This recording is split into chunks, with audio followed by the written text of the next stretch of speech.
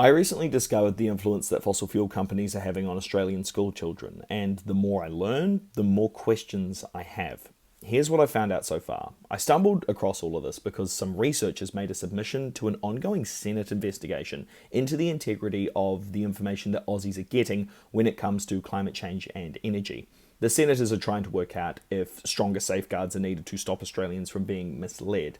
Basically, the submission said that fossil fuel companies have created educational businesses that produce education materials and run classes to teach Aussie kids about energy and climate change. The researchers said the material downplayed or skipped the role that fossil fuels play in heating the planet. Instead, climate change was presented as slow, part of natural cycles, and not a problem requiring urgent attention. The researchers also pointed out there's no mention of the role that humans play in causing climate change, or any link to fossil fuels.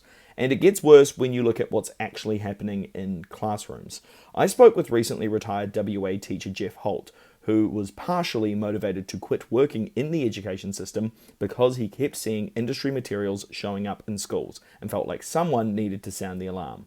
He told me these programs don't just hand out lesson plans, they send industry reps into schools and even take students on free fossil fuel funded camps.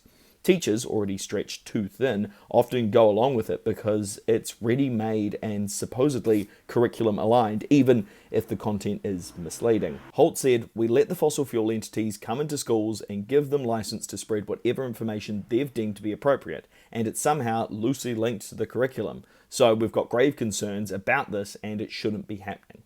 Holt said in his experience, environmental groups weren't allowed in schools because they were viewed as political. Now, I'm going to do some more videos about this, so if you've ever been in one of these classes or attended one of these camps, let me know about your experience.